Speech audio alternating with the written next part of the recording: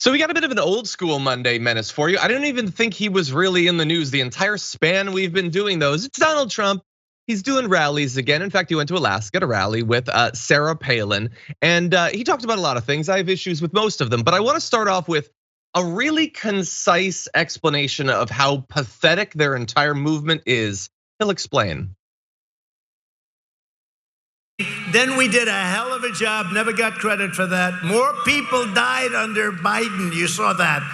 And the job we did with COVID, or as some people call it, to be more accurate, the China virus. But we did so much in terms of therapeutics, and a word that I'm not allowed to mention, but I'm still proud of that word. Because we did it, we did that in 9 months, and it was supposed to take 5 years to 12 years. Nobody else could have done it, but I'm not mentioning it in front of my people. But someday we're gonna have to all sit down and have a little talk. But you know what? We did a hell of a job. Okay, so there's a lot there that's just amazing. I mean, the simplest stuff to dispense with is, did you know more people died under Biden? Well, it's been like 2.5 times longer under Biden. Also, you guys, you wouldn't do anything to stop it. You spent the whole first year refusing to be a part of the solution. And so what do you know? It continued and it was a big problem. And also, I love the cognitive dissonance of talking about way more people died under Biden. It was a massacre. Also, it doesn't matter. Nobody's dying. It's all made up. It's all fake and you don't have to worry about it. But they definitely more died under Biden. But anyway, he refuses to say the word vaccine, Francesca. What do you make of that? Incredible, incredible. Someday we're all gonna have a little talk about it. First, I'm gonna have 4 more years, or maybe 8, or maybe forever years. And then when I'm on my deathbed, I'll tell you, you should have gotten vaccinated. Like if you text Trump to 6789, we'll give you a gold coin and a free dose of the COVID-19 vaccine, as all the ads are right next to him. I just love just how cheap and grifty Trump has become. But like, yet he is afraid of his own base. He's afraid of his own accomplishments. And I know that for many of us who try to think rationally and use logic, the idea that you would blame Biden for having more deaths on his watch and simultaneously not be able to say the word vaccine or even say that you believe in COVID, that would seem like cognitive dissonance. Counterpoint, religion. That's it. I just want to say that like these are also people, and no disrespect, but like these are people who simultaneously are like, I am pro-life. That's why a mom should die from an ectopic pregnancy because God wants me to be pro-life. Like there's a man in the sky type stuff. You can attach it to QAnon and everything, but like that is what the far right, that's what a lot of fascist thinking is that cognitive dissonance.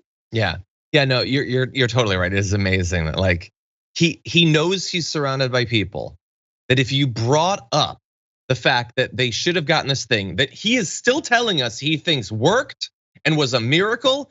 If I were to say the word, these people would lose their minds and would refuse to support me as a politician.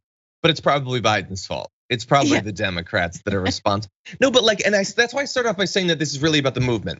Imagine being in a room and knowing how crazy the people you're trying to appeal to are.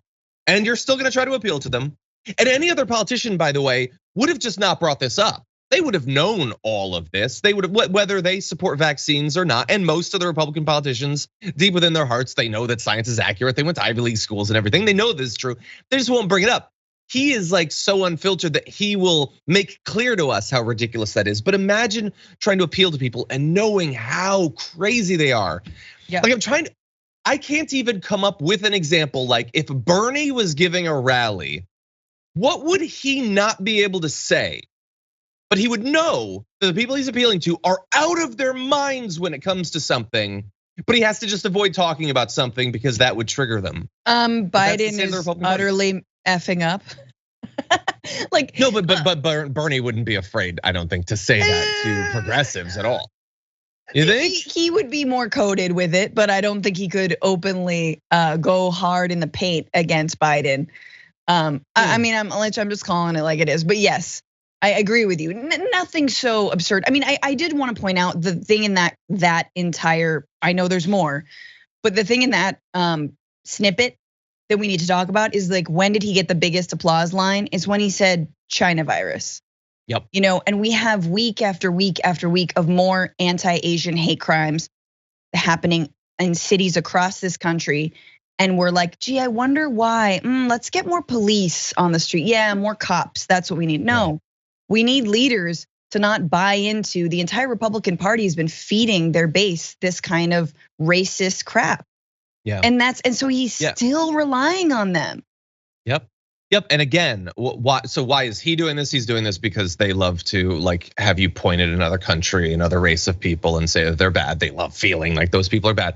But also, why is China bad? China's bad because they spread COVID. That's what they believe. The fact that they have actively spent 2 years spreading COVID does not make them as bad as China for some reason. And by the way, China initially, COVID came from them or whatever, but like I feel like America has exported a lot more COVID in the past couple of years, but for some reason it's not really our fault.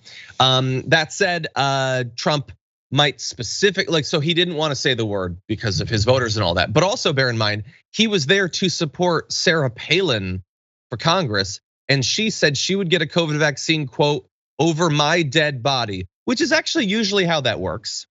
But anyway, the candidate he's there to support has the same crazy opinions as the base does. By the way, she gave a speech about the plandemic and how they purposefully shook our economy to its core. All this was invented by the globalists or whatever. It wasn't real, they made it up. He's there to support a candidate like that. And 63% of Alaskans are fully vaccinated. And obviously, if you were to break that down by party, it's 63%. We've had the vaccine for so long. A year and a half, we've had access to it. Doses are just spoiling in freezers. They're throwing them away. They're throwing, they're throwing hundreds of millions of doses away, hundreds of thousands of doses away, excuse me. And it's disgusting. And you have these people, and we know that actually now with new variants that like vaccines are stronger than so-called herd immunity or getting COVID. And that like, what is it like after your second COVID bout, you're pretty much definitely gonna get a third. Like there's like all these new studies that are like, no, it actually gets worse. You don't get more immunity, you get less, especially against the new variants. Yeah, no, it's just terrible.